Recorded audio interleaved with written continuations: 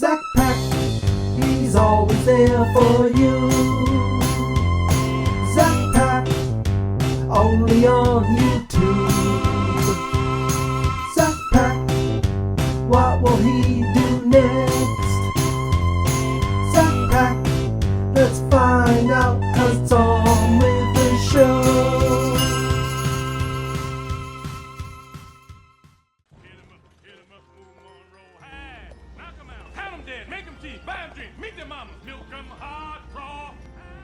Oh, hey guys. Yeah, I'm just watching me some Shrek 2. I absolutely love this movie, and I love the Shrek movies in general.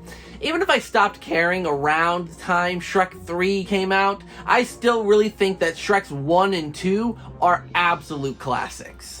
This was the case for most people who were raised in the 2000s. These movies were iconic and defined a whole generation, and even lived on past the movies through memes and, other weird things. So naturally, with any successful movie franchise from the 2000s, there had to be video games, and Shrek got a lot of them, and I honestly really didn't play too many of them. The one that I actually really did play more than anything else was Shrek 2 for the Nintendo GameCube. Shrek 2, the video game, came out in 2004 for all the main home consoles at the time. There were other versions that came out on the PC and handheld consoles, but the home console one is the one that I personally played and am used to. This game is a 3D action-adventure game with some light puzzle-solving elements that focuses on co-op gameplay, as there are always 4 characters on screen that can either be swapped between by one person or simultaneously controlled by up to 4 people. The game follows the beats of the movie decently well, with a few levels that take some creative liberties. But of course, as per usual, we'll be playing this game together, going through each level, tackling them one at a time, and beating this game. Now, this is a game I played a lot when I was a kid, so I actually do remember it quite a bit. But without any further ado, let's stick her in the GameCube and give it a play. The game starts off in Shrek's swamp, where... Then I need help collecting eyeballs. It'll be a long journey, and nobody wants to see me hungry. Oh dear lord. Yeah, the first thing you will instantly notice is that the voice acting and the graphics, neither are necessarily... what's the word I'm looking for here? Good. Some of the characters' voices, like Donkey, are close enough to the originals, but most of the other characters have voices that just sound like mere imitations. That aside, our first objective here in the swamp is to collect eyeballs for Shrek to snack on while traveling to far, far away. You get these eyeballs by murdering a bunch of snails. So much for a family-friendly series. Once you collect all the eyeballs, a picture is taken to mark the end of the current objective. Huh. Well, that level was really easy. Well, that wasn't the end of the level. Each level has multiple objectives to complete. Most levels, this one included, are linear levels with a clear start and end point, meaning you don't have to do every single objective as long as you get to the end, but there are main objectives that you do need to complete, like the eyeball collecting one, fighting Robin Hood, which happened in the first movie, not the second movie, but I digress. Then there's the fairy collecting objective, which I should mention introduces Fiona's ability to slow down time. Well, wait a minute, when did that happen in the movie? Is it referring to when in the first movie she fought the merry men and stopped time for a second to fix her hair? Well, that's a real stretch, but I'll allow it. Then, after beating up a bunch of baddies, we get back to the swamp where there are a bunch of chickens running around, and Little Red Riding Hood making a chicken soup. She is making the soup for her grandmother and has tasked Shrek and pals to throw the chickens into the pot. Or shall I say has tasked Shrek with this. Shrek is the only character that can pick up and throw things, so he is the one that has to throw the chickens while his friends just kinda watch. After this, we work our way up to Little Red's grandmother's house and do our first hero time. Right, I should explain. Hero times are events that occur throughout the game where a single character is chosen to do a specific task or minigame. So the first hero time is Fiona's, where she must use the power of her voice to murder a bunch of blackbirds. This is done through a rhythm minigame where you have to hit the indicated button that goes to the indicated spot. Then you gotta mash the A button at the very end as the kind of finisher move to end these poor birds' lives.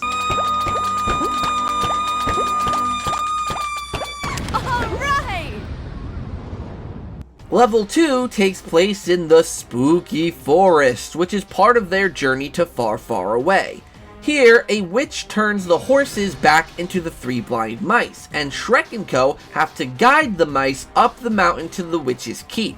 The main objective of this level is to keep the mice alive, as there are many traps set along this course that will kill them.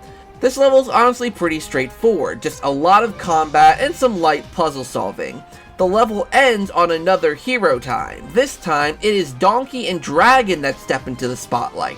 Fiona is sent down the mountain in the onion carriage, and Dragon and Donkey have to chase after it to save Fiona. You have to avoid all the obstacles in your way and make it to the end without getting hit too many times. This hero time is honestly pretty good, and it does even get a bit more difficult towards the end, as you have to really dodge all the things that are coming at you pretty quickly. After that, we get to Far, Far Away for level 3, and this level is a bit different than the last two. Rather than being a linear level structure, this level is more open and has you completing tasks in whichever order you want. There are 6 total jobs that King Harold asks of us. The first one that we're going to tackle is a giant troll storming around the museum stealing all of the royal jewels.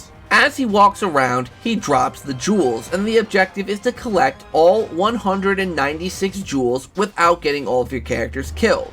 Random amount of jewels, but this is a pretty simple task, there's not much to it. Next, we must escort Princess Cinderella around as she is doing her window shopping, all while simultaneously being ganged up on by Far, Far Away thugs.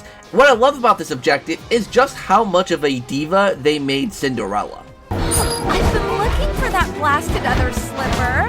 That shirt is so not fate has smiled on me. For those of you who remember the 90s, 2000 era of the stereotypical teenage girl at the mall aesthetic, this is the epitome of that.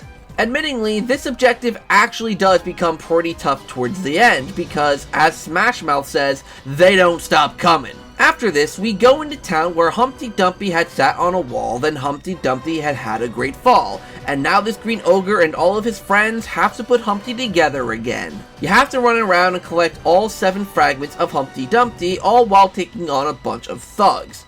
Another pretty simple objective. Next, the Pied Piper is summoning a bunch of rats to attack you, and it is your job to clear all the rats and deck the Pied Piper right in the face. This is another combat objective, but this one is actually pretty challenging as the game throws a bunch of rats at you at once. And the computer characters are basically useless here, as most of them died off before I even finished the objective. Next up is Shrek's hero time. Here, you have to throw a bunch of thugs into a paddy wagon.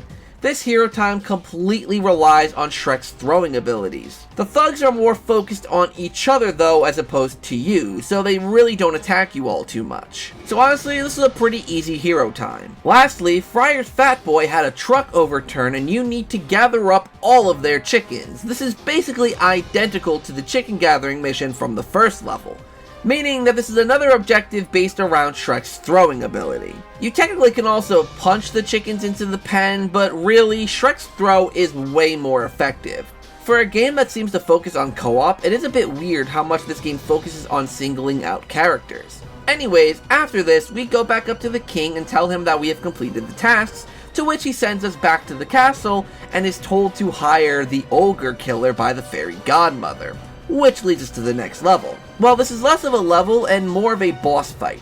Here, you fight Puss in Boots in a rhythm boss battle. Hit the indicated button as it heads towards its question mark. It starts off simple enough with the first phase easing you into the battle, but then once you get into the third phase, it actually does get pretty quick. As someone who actually does like rhythm games, I really enjoyed this encounter.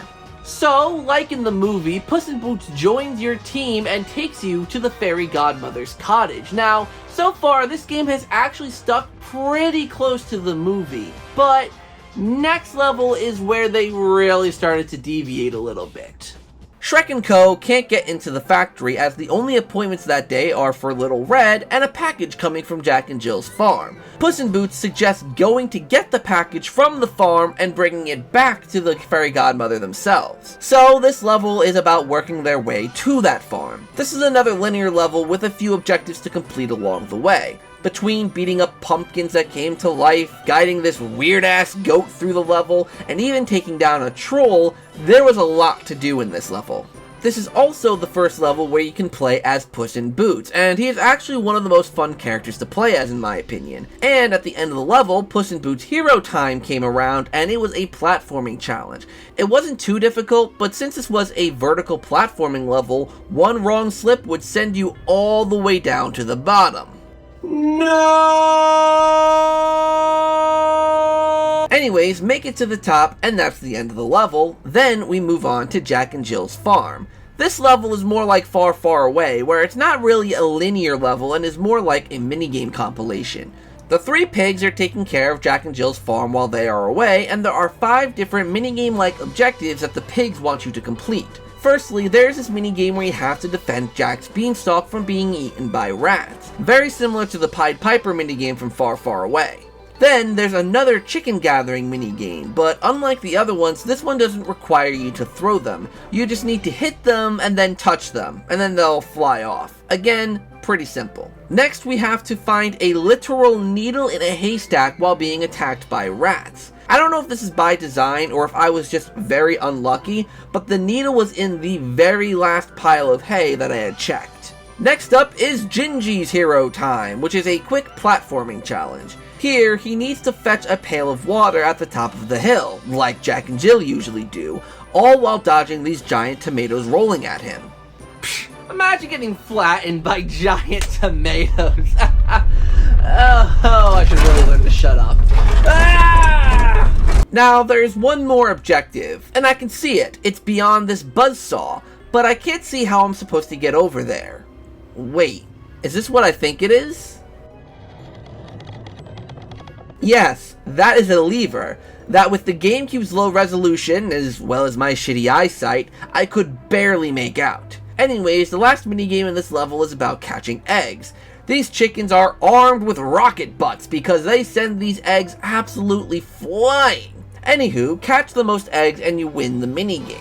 After that, the pigs will give you the package that you can take to the Fairy Godmother's factory. Once you get there, you reconnect with Little Red Riding Hood, who says that she can take you to the potion room after Shrek and Co. got a very harsh rejection from the Fairy Godmother.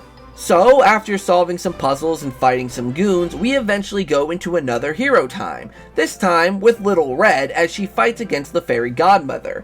You have to throw apples at her as you avoid her magic spells that she casts at you. This one was actually pretty tough and took me a little while to complete. Once that is done, we cut to everyone in the main potion room. Using all of the characters' abilities, we work our way to the top of the room and get the Happily Ever After potion. Once we get it, the Fairy Godmother attacks us and starts this running to the camera segment. Again, the CPUs were absolutely hopeless in this segment, so I had to do all the work myself. Afterwards, we go into the main part of the factory where we fight more goons and have a mini boss fight with Prince Charming. Oh yeah, Prince Charming. This is actually his first in-game appearance, so I honestly completely forgot of his existence. Well, you fight him, and again, my teammates were completely useless here. Then, once he is defeated, you work your way through the rest of the factory. This just involves fighting even more goons, then ending off with another running stage. Now, along with useless teammates, the camera here was also working against me, going inside of things and making it incredibly hard to see at points. Anyways, once that is beaten, the game kind of explains that Shrek, Donkey, and Puss in Boots were put in jail, and now we switch over to all these random characters to come and rescue them. This is one kind of disappointing thing about the game. The game kind of tells us what happens in the story and doesn't really show us through actual cutscenes. So, if you skip the dialogue or really just don't pay attention, some of the level jumps will seem kind of bizarre. I mean, we just finished off in a level where we are running from a giant pot and escaping Fairy Godmother's factory, and now all of a sudden we're in jail and we need to be rescued. It's just a little sloppy. And even though she was with us in the last level where Fairy Godmother seems to have captured us, Little Red somehow didn't get sent to jail. So we play as her, Gingy, and newcomers Big Bad Wolf and Tinkerbell. What a team. Throughout this level, they are fighting prison guards, evading spotlights, rescuing the 3 pigs and the 3 blind mice, and fighting lots and lots of spiders. This level was honestly pretty freaking tough. There is a lot of combat, which can be absolutely overwhelming, and even the hero time is tough. This hero time is for the Big Bad Wolf, and it's another platforming challenge. Oh, come on, it's simple platforming. It can't be that tough.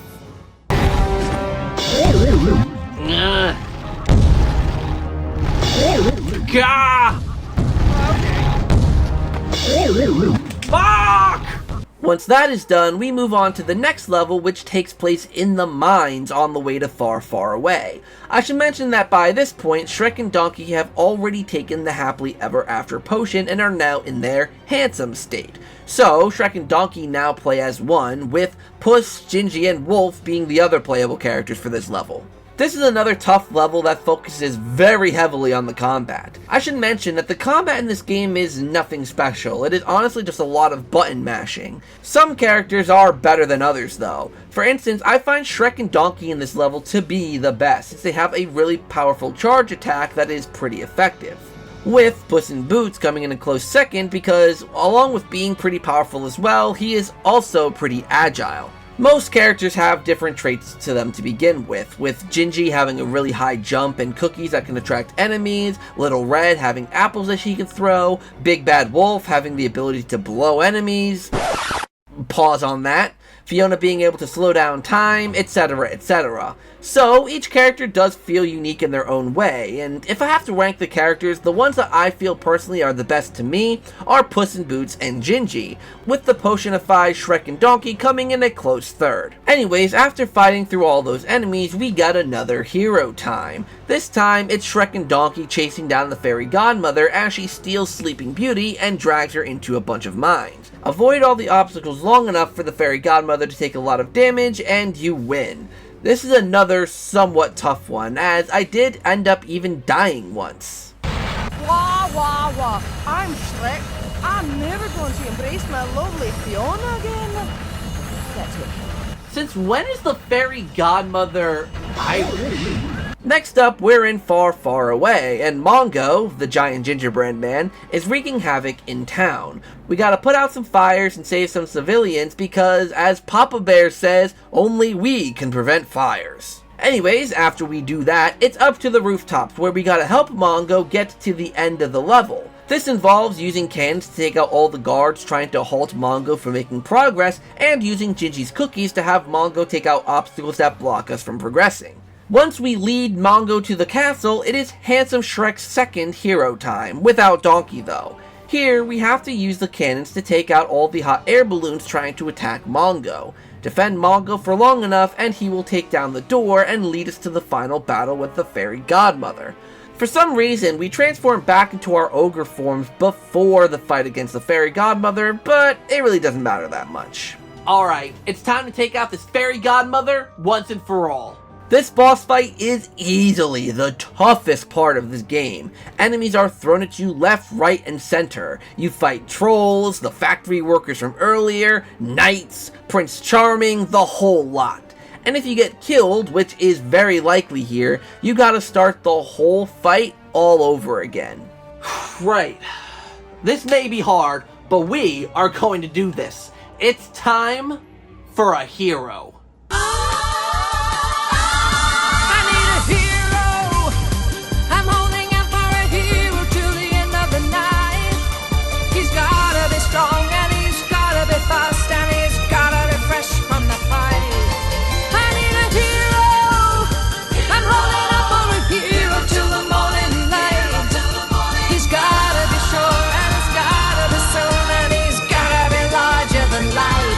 Larger than life.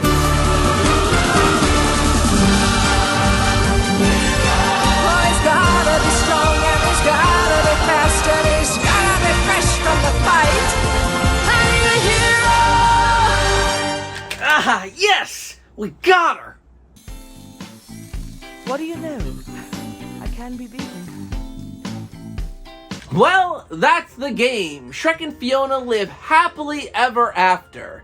Until Shrek the Third, at least. But anyways, there's one more thing I want to do in this game before I end today's review.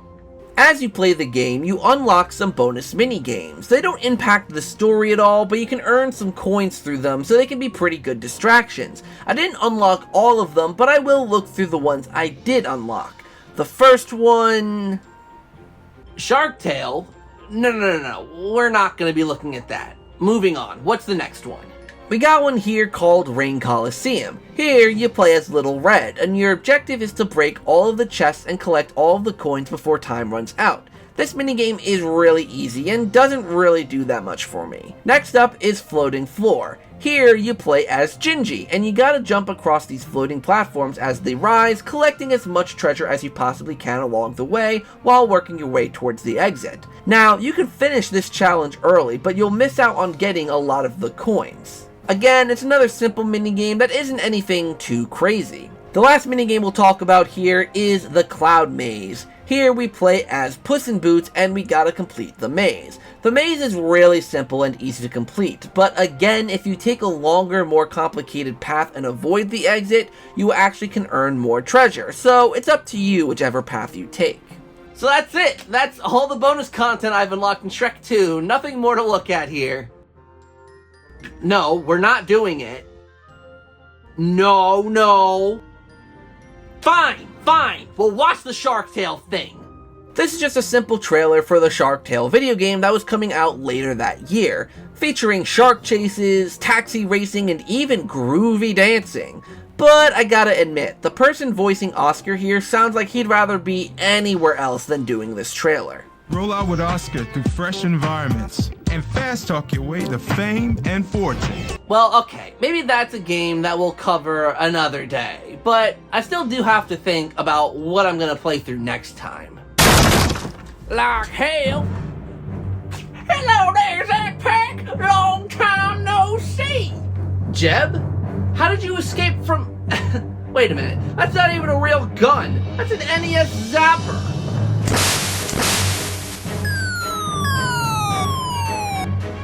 I've been stuck in that attic for over a year, and now it's your turn to pay. Oh, this is gonna be good.